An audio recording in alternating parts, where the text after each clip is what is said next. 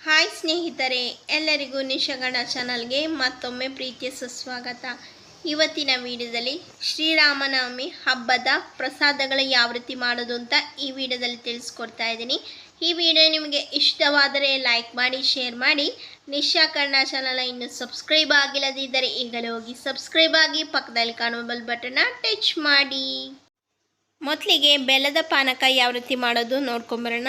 ನಾನು ಇಲ್ಲೊಂದು mixing bowl ತೊಗೊಂಡಿದ್ದೀನಿ. ಈ ಮಿಕ್ಸಿಂಗ್ ಬೌಲ್ಗೆ ನಾನು 1 ಕಪ್ ಆಗುವಷ್ಟು ಬೆಲ್ಲನ ಪುಡಿ ಮಾಡಿ ಹಾಕ್ಕೊಳ್ತಾ ಇದ್ದೀನಿ. ಈಗ ಇದಕ್ಕೆ 4 ಕಪ್ ಆಗುವಷ್ಟು ನೀರನ್ನು ಹಾಕ್ಕೊಳ್ತಾ ಇದ್ದೀನಿ. ಚೆನ್ನಾಗಿ ಬೆಲ್ಲ ಕರಗೋ ರೀತಿ ಮಿಕ್ಸ್ ಮಾಡ್ಕೊಳ್ಬೇಕು. ನೋಡಿ, ಬೆಲ್ಲ ನೀಟಾಗಿ ಕರಗಬೇಕು. ಬೆಲ್ಲ ನೀಟಾಗಿ ಕರಗಿದ ನಂತರ ಈಗ ಇದನ್ನು ಸೋಸ್ಕೊಳ್ಬೇಕು. ಇವಾಗ ಇದಕ್ಕೆ 1/4 ಟೀ ಸ್ಪೂನ್ ಆಗುವಷ್ಟು ಕಾಳುಮೆಣಸಿನ ಪುಡಿ, 1/4 ಟೀ ಸ್ಪೂನ್ ಆಗುವಷ್ಟು ಏಲಕ್ಕಿ ಪುಡಿ, ಸ್ವಲ್ಪ ಉಪ್ಪನ್ನು ಹಾಕ್ಬಿಟ್ಟು ಅದರ ಜೊತೆಗೆ ಸ್ವಲ್ಪ ತುಳಸಿ ಎಲೆನ ಹಾಕ್ಬಿಟ್ಟು ಚೆನ್ನಾಗಿ ಒಂದು ಸಾರಿ ಮಿಕ್ಸ್ ಮಾಡ್ಕೊಳ್ಳಿ. ಕೇವಲ 5 ನಿಮಿಷದಲ್ಲಿ ಬೆಲ್ಲದ ಪಾನಕ ರೆಡಿ ಮಾಡ್ಕೊಳ್ಬೋದು.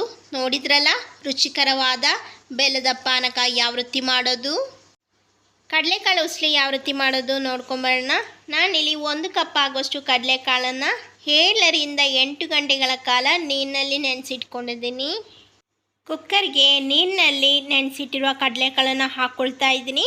ಕಡಲೆಕಾಳು ಮುಳುಗೋಷ್ಟು ನೀರನ್ನು ಹಾಕಿ ಸ್ವಲ್ಪ ಉಪ್ಪನ್ನ ಸೇರಿಸ್ಬಿಟ್ಟು ಮಿಕ್ಸ್ ಮಾಡಿ ಕುಕ್ಕರ್ ಲಿಡ್ ಕ್ಲೋಸ್ ಮಾಡಿ 4 ರಿಂದ 5 ವಿಷಲ್ ಕೂಗಿಸ್ಕೊಳ್ಬೇಕು. ಮಿಕ್ಸಿ ಜಾರಿಗೆ 1/2 ಕಪ್ ಆಗುವಷ್ಟು ಹಸಿ ತೆಂಗಿನಕಾಯಿ ತುರಿ, 2 ರಿಂದ 3 ಹಸಿಮೆಣಸಿನ್ಕಾಯಿ, 1 ಇಂಚು ಶುಂಠಿ, ಸ್ವಲ್ಪ ಕೊತ್ತಂಬರಿ ಸೊಪ್ಪು ಹಾಕಿಬಿಟ್ಟು ನೀರು ಹಾಕದೆ ತೆರೆಯಾಗಿ ರುಬ್ಕೊಳ್ಬೇಕು. ಕಡಲೆಕಾಳು ಉಸ್ಲಿ ಮಾಡೋದಕ್ಕೆ ನಾನಿಲ್ಲೊಂದು ಕಡಾಯಿ ಇಟ್ಕೊಂಡಿದ್ದೀನಿ. ಕಡಾಯಿ ಬಿಸಿಯಾದ ನಂತರ 2 ಟೇಬಲ್ ಸ್ಪೂನ್ ಆಗುವಷ್ಟು ಎಣ್ಣೆನ ಹಾಕ್ಕೊಳ್ತಾ ಇದ್ದೀನಿ. ಎಣ್ಣೆ ಬಿಸಿಯಾಗಲಿ. ಎಣ್ಣೆ ಬಿಸಿಯಾಗಿದೆ. ಈಗ ಇದಕ್ಕೆ 1 ರಿಂದ 2 ಒಣಮೆಣಸಿನ್ಕಾಯಿ, ನಂತರ 1 ಟೇಬಲ್ ಸ್ಪೂನ್ ಆಗುವಷ್ಟು ಉದ್ದಿನಬೇಳೆ, 1 ಟೀ ಸ್ಪೂನ್ ಆಗುವಷ್ಟು ಸಾಸಿವೆನ ಹಾಕಿಬಿಟ್ಟು ಸಾಸಿವೆ ಚಟ್ಪಟ್ ಅಂತ ಸಿಡಿಬೇಕು. ಉದ್ದಿನಬೇಳೆಯನ್ನು ಸಹ ಫ್ರೈ ಆಗಬೇಕು. ನೋಡಿ, ಸಾಸಿವೆ ಚಟ್ಪಟ್ ಅಂತ ಸಿಡಿದಿದೆ, ಉದ್ದಿನಬೇಳೆ ಫ್ರೈ ಆಗಿದೆ. ಈಗ ಇದಕ್ಕೆ ಸ್ವಲ್ಪ ಕರ್ಬೇವಿನ ಸೊಪ್ಪನ್ನ ಹಾಕಿಬಿಟ್ಟು ಎಣ್ಣೆಯಲ್ಲಿ ಫ್ರೈ ಮಾಡ್ಕೊಳ್ತಾ ಇದ್ದೀನಿ. ನಂತರ ನಾನು 1 ಚಿಟಿಕೆಯಷ್ಟು ಅರಿಶಿನ ಪುಡಿ ಹಾಕ್ಬಿಟ್ಟು ಚೆನ್ನಾಗಿ ಮಿಕ್ಸ್ ಮಾಡ್ಕೊಳ್ತಾ ಇದ್ದೀನಿ. ಈಗ ನಾನು ಈ ಕಡಾಯಿಗೆ ಆವಾಗಲೇ ನಾವು ರುಬ್ಕೊಂಡಿರೋ ಮಸಾಲನ ಹಾಕ್ಕೊಳ್ತಾ ಇದ್ದೀನಿ. ಮಸಾಲನ ಹಾಕಿಬಿಟ್ಟು 1 ರಿಂದ 2 ನಿಮಿಷಗಳ ಕಾಲ ಲೋ ಫ್ಲೇಮಲ್ಲಿ ಫ್ರೈ ಮಾಡ್ಕೊಳ್ಬೇಕು. ಈಗ ಇದಕ್ಕೆ 1 ಚಿಟಿಕೆಯಷ್ಟು ಹಿಂಗಿನ ಪುಡಿ ಹಾಕಿಬಿಟ್ಟು ಮಿಕ್ಸ್ ಮಾಡ್ಕೊಳ್ತಾ ಇದ್ದೀನಿ. ಈಗ ನಾನು ರುಚಿಗೆ ತಕ್ಕಷ್ಟು ಉಪ್ಪನ್ನು ಸೇರಿಸ್ಬಿಟ್ಟು ಒಂದ್ಸರಿ ಮತ್ತೆ ಮಿಕ್ಸ್ ಮಾಡ್ಕೊಳ್ತಾ ಇದ್ದೀನಿ. ಈಗ ಇದಕ್ಕೆ ಆವಾಗಲೇ ಬೇಯಿಸ್ಕೊಂಡಿರುವ ಕಡಲೆಕಾಳನ್ನು ಹಾಕಿಬಿಟ್ಟು ಒಂದು ಸಾರಿ ಚೆನ್ನಾಗಿ ಕಡಲೆಕಾಳಿಗೆ ಈ ಮಸಾಲೆ ಹಿಡಿಯೋ ರೀತಿ ಮಿಕ್ಸ್ ಮಾಡ್ಕೊಳ್ಬೇಕು.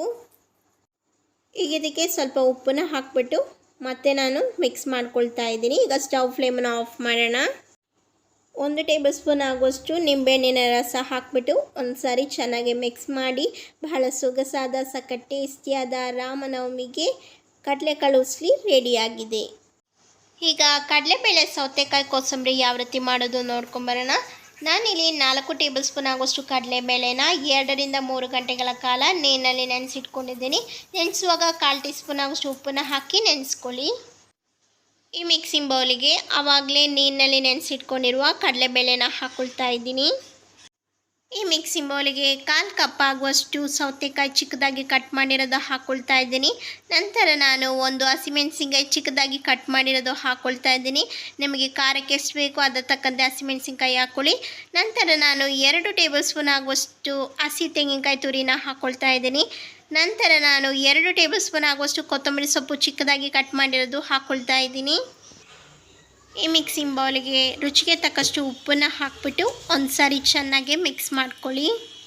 ಕಡಲೆಬೇಳೆ ಸೌತೆಕಾಯಿ ಕೋಸಂಬರಿಗೆ ಒಗ್ಗರಣೆ ಮಾಡ್ಕೊಳ್ಳೋದಕ್ಕೆ ನಾನಿಲ್ಲೊಂದು ಸಣ್ಣ ಕಡಾಯಿ ಇಟ್ಕೊಂಡಿದ್ದೀನಿ. ಈ ಕಡಾಯಿಗೆ ನಾನು ಸ್ವಲ್ಪ ಎಣ್ಣೆನ ಹಾಕ್ಕೊಳ್ತಾ ಇದ್ದೀನಿ. ಎಣ್ಣೆ ಬಿಸಿಯಾಗಲಿ.